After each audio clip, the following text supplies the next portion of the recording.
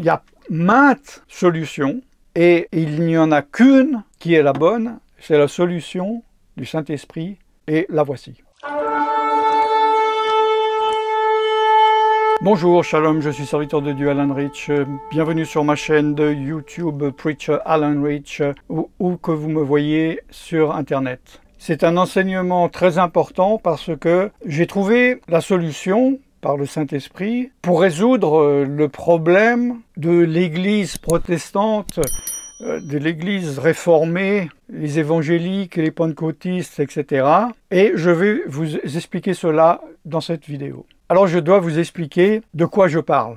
C'est un sujet vaste. Il s'agit de l'évolution ou la dévolution ou ce qui s'est passé avec l'Église, l'Assemblée de Dieu ici-bas sur la terre. Donc vous voyez, c'est un sujet très vaste.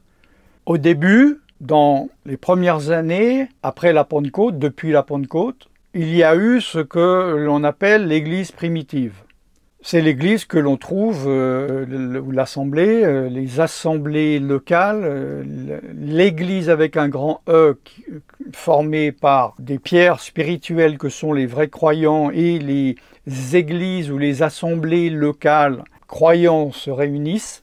J'ai expliqué comment elle fonctionne, comment elle a fonctionné. Nous le voyons également dans les épîtres. Vous pouvez aller voir la vidéo, vous tapez Alan Rich, Église primitive, pour comprendre. Ensuite, il y a eu une récupération par l'Empire romain qui a ôté la judaïté du mouvement de Yeshua, appelé Jésus maintenant par les chrétiens francophones.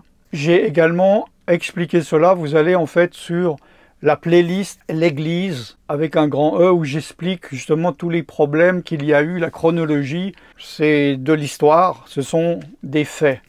Et il y a 500 ans, il y a eu une réforme de cette Église universelle, étatique, romaine, l'Église catholique. Des théologiens ont protesté, ce sont devenus donc les protestants. Cette Église a été réformée, maintenant on appelle cela l'Église protestante. Moi j'appelle ça l'Église catholique réformée, parce que c'est ce que c'est, qui compte à la louche 50 000 dénominations. Alors depuis des années, vous m'entendez dire 33 000, oui, mais il y a eu un changement depuis. 33 000, c'était le chiffre accepté par les théologiens, les érudits du monde, et il y a peu de temps, un recomptage, et maintenant, ils pensent qu'il y a plutôt 47 000, 48 000, donc moi j'arrondis à la louche, avec toutes les assemblées du système protestant qui ne sont inscrits nulle part, les indépendants, etc., à 50 000 large.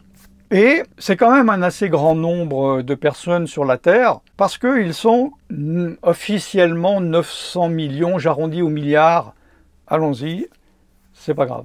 Donc 1 milliard, c'est, à l'époque où je parle, à peu près quand même une personne sur 7. Sur cette terre, c'est la moitié des catholiques, c'est quand même beaucoup.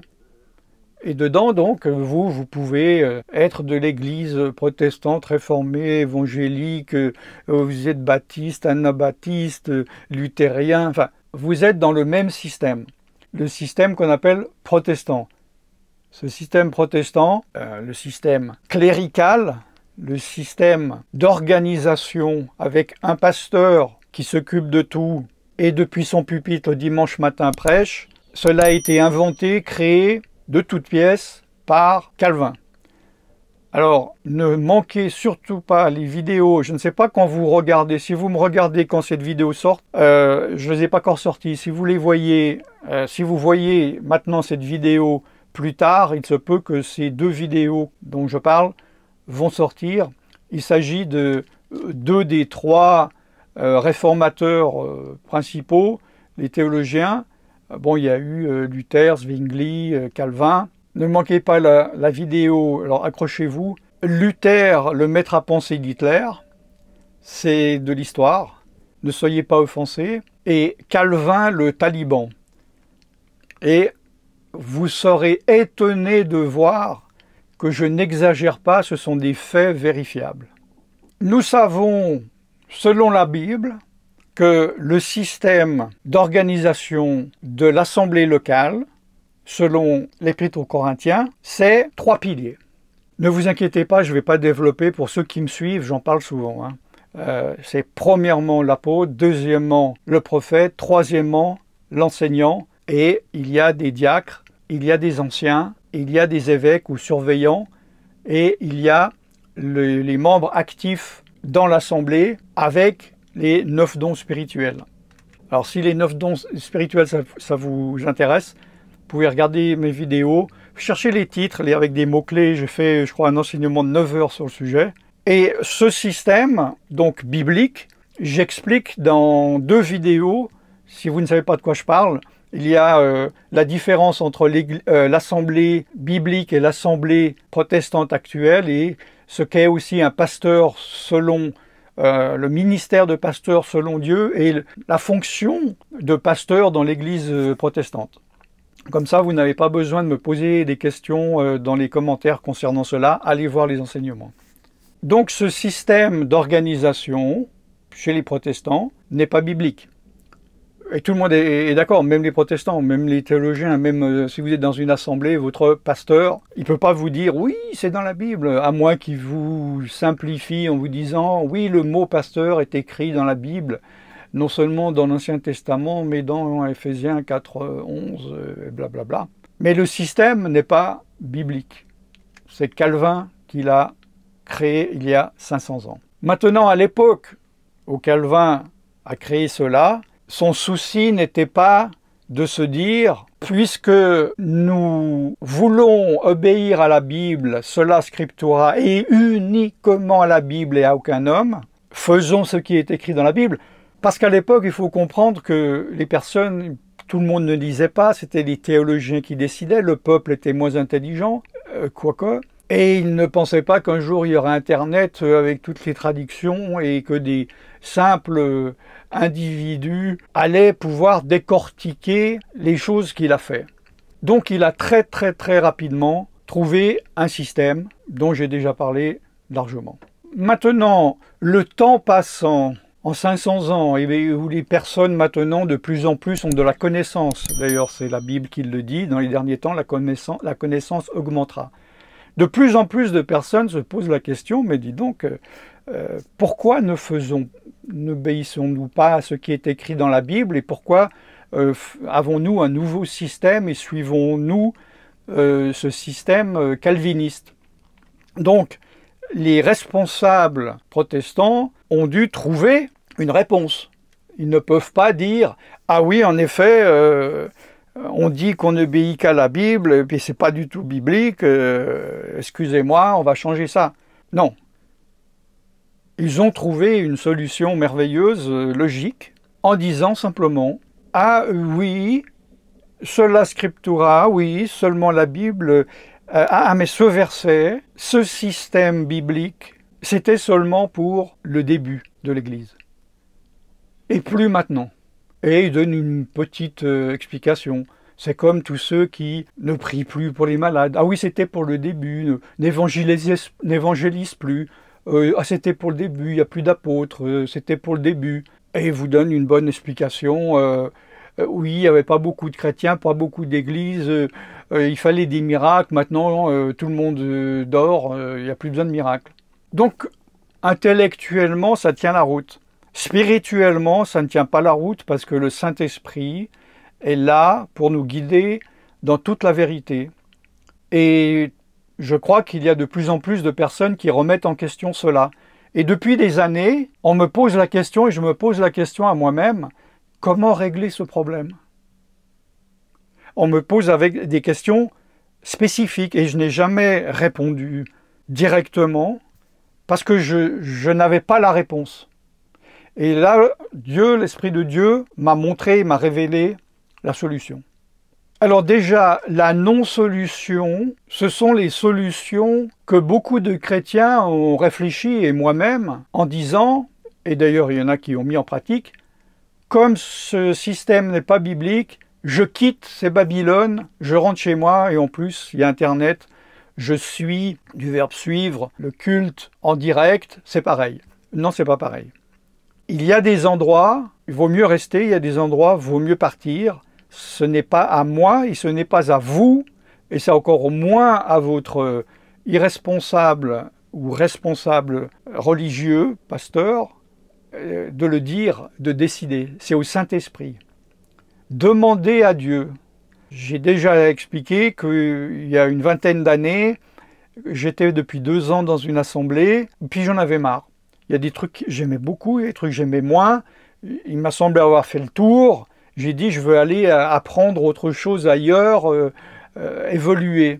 Et j'avais quasiment résolu dans mon cœur de partir incessamment sous peu. Et le Saint-Esprit m'a dit clairement, non, reste encore, tu as des choses à apprendre ici. Qu'est-ce que je fais? Et je dis, oh, je sais mieux que toi, j'ai pas envie. Non, parce que j'ai dit, Seigneur, je veux me soumettre. Et je suis resté 3 ans de plus. Et c'est vrai que j'ai appris beaucoup de choses grâce à avoir obéi au Saint-Esprit. Dieu est un bon conseiller et notre chair est un mauvais conseiller. Il y a des autres personnes qui sortent et créent leur propre assemblée. J'ai rencontré des gens, j'ai été invité dans le monde entier, dans différentes églises, assemblées, dénominations, dans des grandes assemblées, des grandes dénominations et des toutes petites assemblées, églises de maison de 3 ou 4 personnes. Et ils se disent, bon ben nous on va rester chez nous parce qu'il y a 4 ou 5 ou 10 ou 20 personnes qui sont d'accord. Et il dit, on ne reste pas dans ce système, venez chez moi. Et nous allons essayer d'obéir à la Bible. Est-ce bien, est-ce pas bien? Écoutez, si c'est le Saint-Esprit qui vous a dit de le faire, c'est bien. S'il ne vous a pas dit, c'est votre idée, c'est pas bien. J'ai vu moi-même des situations où c'était pire. Parce qu'il faut comprendre que quand il y a un groupe de 3 personnes, à partir du moment où il y a un groupe qui se met ensemble, il y a une personne qui va commencer à dominer les autres et les autres qui vont accepter de le suivre. Parce que c'est la nature humaine, il y en a un qui est plus leader et les autres qui sont moins, que ce soit bien ou pas, c'est pas le problème. Et le souci, c'est que il peut y avoir un leader naturel, entre guillemets, qui se mette à prêcher, à diriger, alors qu'il n'a pas assez d'expérience, ni spirituelle, ni de se faire guider par le Saint-Esprit, ni doctrinalement de prêcher, et qui commence à partir dans des fausses doctrines sans lui-même se rendre compte et de l'idée des gens dans l'erreur. Voire pire, il peut être dirigé par des esprits mauvais, être dirigé par des démons, non seulement plus religieux comme dans beaucoup d'églises protestantes, mais des démons occultes. Il y a aussi ceux qui ne veulent pas ou ne peuvent pas partir et qui tannent le pasteur et qui lui reprochent et qui lui, etc. Et commence à être exclu. Il commence à être un caillou dans le soulier. Il se dit à force, je vais y arriver, etc. Bon, il y a maintes solutions et il n'y en a qu'une qui est la bonne. C'est la solution du Saint-Esprit et la voici. L'Église primitive a été initiée par le Saint-Esprit le jour de la Pentecôte. Les apôtres ont été initiés par l'Esprit de Dieu, ont été guidés et dirigés par l'Esprit de Dieu, et c'est ce qui doit se passer aujourd'hui. Nous ne devons pas et nous ne pouvons pas essayer de reproduire par la chair ce que l'Esprit de Dieu a instauré. Parce que cela devient de la religiosité, ça devient du catholicisme, ça devient du protestantisme. C'est l'Esprit de Dieu. Et vous pouvez vous dire, oui, mais moi je suis prêt, pourquoi l'Esprit de Dieu n'agit pas? Alors je vais vous expliquer pourquoi l'Esprit de Dieu n'agit pas.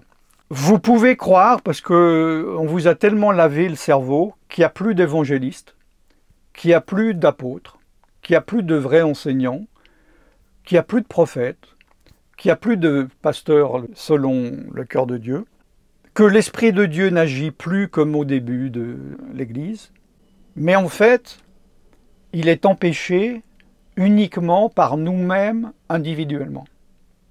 Et vous ne devez pas agir, initier quelque chose par vous-même, vous devez laisser le Saint-Esprit agir. Voilà comment le faire. Le seul moyen, c'est que vous et moi, individuellement, au fond de son cœur, vous devez vous soumettre à Dieu. Vous devez lui dire, Seigneur, je veux t'obéir et faire ce que tu veux et avoir la place que je veux. Parce que je vous le dis, mes frères et sœurs, aujourd'hui, il y a des apôtres, il y a des prophètes, il y a des membres avec des dons spirituels, il y a les dons de guérison, il y a les dons, etc., etc. Il y a. Mais ils sont enfouis, ils sont cachés dans des chrétiens qui soit le savent ou l'ignorent, parce qu'ils sont endormis. Ce sont des appels et des choses qui ne peuvent être déclenchées que lorsque le Saint-Esprit pourra le faire. Et le Saint-Esprit est bloqué par cette masse, par ce carcan religieux. Et il ne faut pas changer ce carcan, il ne faut pas réformer la réforme. Elle a été réformée 40 000 fois, en 500 ans. Soyez là où Dieu veut que vous soyez. Si vous n'êtes pas obéissant maintenant, ne dites pas « je serai obéissant le jour où… Non. Soyez obéissant aujourd'hui, dans votre cœur. Obéissant, c'est être soumis à Dieu. C'est être humble. Et ce n'est pas de dire « ah oui, je veux bien participer à l'église, s'il y a un réveil, moi j'aimerais être pasteur, moi j'aimerais être apôtre, moi j'aimerais avoir tel don. » Non, ça c'est la chair qui parle. Et Dieu ne peut pas faire de choses à travers de la chair. Regardez le catholicisme, regardez le protestantisme.